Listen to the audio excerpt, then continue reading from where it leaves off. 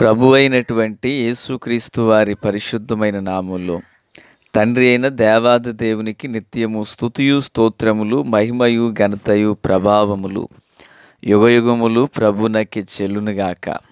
ఆత్మీయులారా, బాగున్నారు కదూ?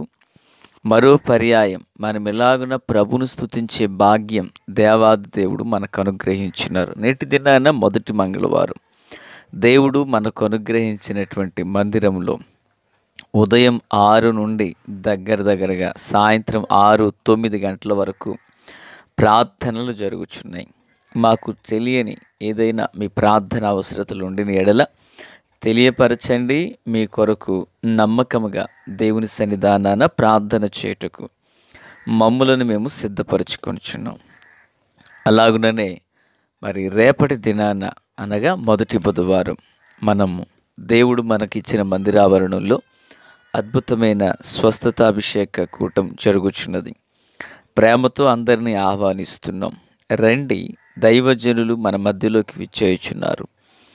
వారి ద్వారా దేవుని దివ్య సందేశాన్ని విందాం. ప్రభు కృప తోడైండునుగాక. నేటి దిన వాక్య ధ్యానము కొరకైన భాగం నిర్గమాకాండం 1వ అధ్యాయం 11 నుండి 14 వాక్యములు. వీటిల్లో 11వ వచనం చదువుచున్నాను. కాబట్టి వారి మీద పెట్టిన భారములలో వారిని శ్రమ పెట్టుటకు వెట్టి పనులు చేయించు అధికారులను వారి మీద నియమింపగా వారు ఫరో కొరకు ధాన్యాదులను నిలువ చేయు పితోము రామ్సేసను పట్టణములను కట్టిరి. 12 కూడా చదువుతున్నాను. అయినను ఐగుప్తీయులు వారిని శ్రమ పెట్టిన కొలది వారు విస్తరించి ప్రబలిరి గనుక వారు ఇశ్రాయేలీల ఎడల అసహ్యపడిరి. ప్రార్థన. తండ్రి దేవ స్తోత్రం, వాక్యం చేత మాతో మాట్లాడండి, మమ్మల్ని అందరినీ బలపరచండి. మీ దీవెన ఆశీర్వాదం దయచేయండి. రాకడ కొరకు రాజ్యం కొరకు సిద్ధం చేయండి. సియోనులో నుండి మీ కృపాహస్తం మాకు తోడయుండును గాక. యేసునామములో ఆమేన్. ఆత్మీయులారా, బాగున్నారా?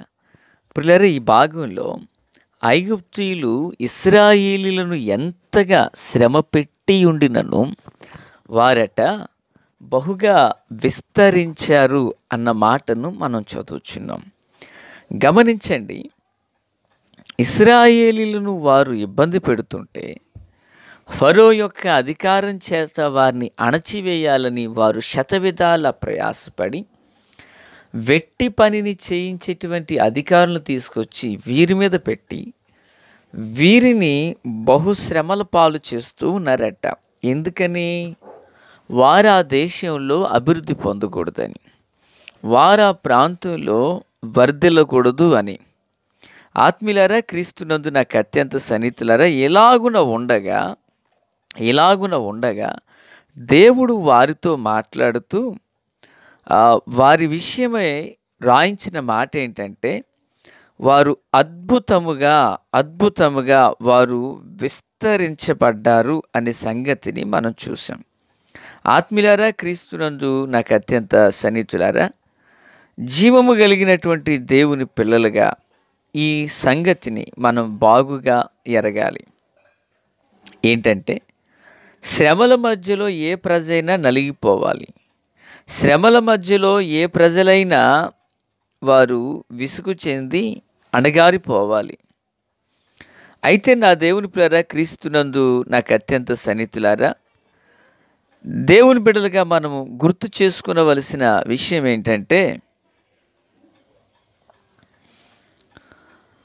దేవుడు వారితో కూడా ఉండిన కారణాన, దేవుడు వారి పక్షాన ఉండిన కారణాన అద్భుతముగా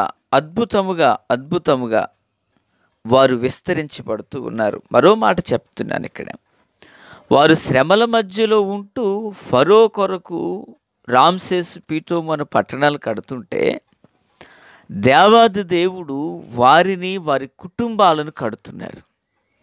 అంటే ఫరోకి వీళ్ళు మంచి చేస్తే దేవుడు వీళ్ళకి మేలు చేసిన కాదు దాని భావం. ఆ శ్రమల మధ్యలో శ్రమలకు కారణమై ఉన్న పనిలో వీరు నమ్మకస్తులే పనిచేస్తుంటే దేవుడు వారి ఎడల దయను కనికరమును విస్తరింపచేసి, ప్రియులరా, దేవుడు కనికరమును దయను విస్తరింపచేసి వారిని మహా అభివృద్ధిలోకి తెస్తున్నారు. బైబిల్ గ్రంథంలో ఉన్న మాట ఏంటంటే, వారి మీద పెట్టిన భారములలో, అంటే వారి మీద భారాలు ఉన్నాయి.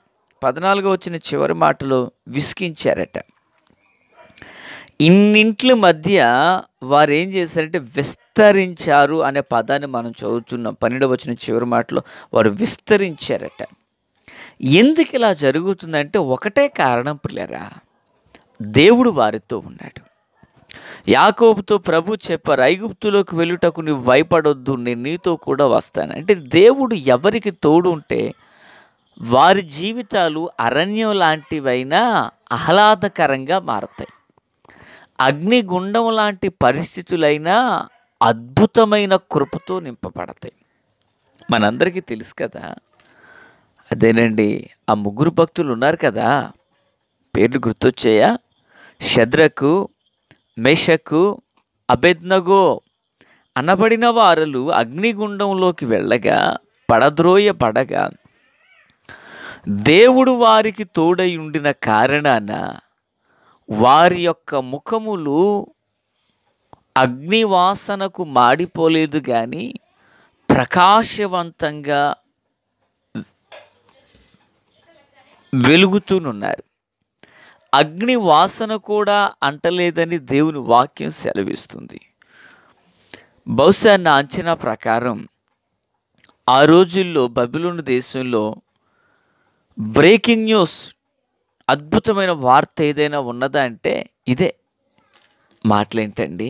ఆ రోజు నుంచి ఈ రోజు కూడా అగ్నిగుండంలోకి వెళ్ళిన వారు ఒక్క అగ్ని వాసన కూడా అంటకుండా వాళ్ళు బయటకు వచ్చారంటే ఇది ప్రపంచ చరిత్రలో అద్భుతం కాదా పిల్లారా? ఇంత అద్భుతం ఎలా జరిగిందంటే దేవుడు వారికి తోడై ఉన్నారు, వారితో ఉన్నారు, వారిలో ఉన్నారు, వారికి పైగా ఉన్నారు. మరి మాటలు వింటున్న ఆత్మీయులారా, ప్రభు సేవకునిగా నీతో మాట, నీతో దేవుడున్నారా? నీ కుటుంబంతో దేవుడున్నారా? నీ బిడ్డలకు తోడుగా దేవుడున్నారా? దేవుడు ఉండాలి అంటే ఒక్క మాట చెప్తాను. యాకోబు దేవుని మాట చొప్పున వెళ్ళాడు. యాకోబు బలిపీటలు కడుతూ ఉండేవాడు. యాకోబు జీవితంలో తొందరపాట్లున్నా వాటినన్నిటినీ సవరించుకున్నాడు. మరి మన జీవితాల్లో కూడా మనుషులకి తెలిసిన లోపాలు కొన్ని ఉంటాయి. మన జీవితంలో మన మనస్సుకు తెలిసినవి కొన్ని ఉంటాయి. అవి ఏవైనప్పటికీ వాటిని మనం సరిదిద్దుకోగలిగితే, యాకోబు కట్టినట్టుగా బలిపీఠపు అనుభవం, ప్రార్థనా జీవితం మనకున్నట్లయితే, దేవుని మాట చొప్పున మనము చేయుటకు ఇష్టపడితే, ఆశ్చర్యకరుడైన దేవుడు తప్పక మన ఎడల సహాయం చేసి, ప్రియులరా, వారిని శ్రమల కొలిమిలో అభివృద్ధి చేసిన దేవుడు మన జీవితాల్లో కూడా అట్టి వృద్ధిని దయచేయగల సమర్థుడు, శక్తి కలిగిన వాడు. మరి ఇంకెందుకు ఆలస్యం? ప్రభు పాదాల చెంత మోకరెళ్ళి బలిపీఠపు అనుభవంలో ప్రార్థనా జీవితాన్ని అలవరుచుకుని నీవు ఎంతటి శ్రమలలో నిలిచి ఉండినా ఆ శ్రమలన్నిటి మధ్యలో విస్తరింపజేసే దేవుడు నాకున్నాడనే నమ్మకంతో ఆగిపోక సాగిపో. ప్రభు కృప తోడై నడిపించునుగాక. తండ్రి, దేవా స్తోత్రాలు. వాక్యం అందరి హృదయాల్లో ఫలభరితం చేయండి. దీవెన ఆశీర్వాదం దయచేయండి. మేలుతో నింపండి. రాకడ కొరకు, రాజ్యం కొరకు సిద్ధం చేయండి. నీతి సూర్యుని ముఖకాంతి అందరిపై ప్రకాశింపచేయండి. యేసయ్య నామమున ఆమేన్. Praise the lord.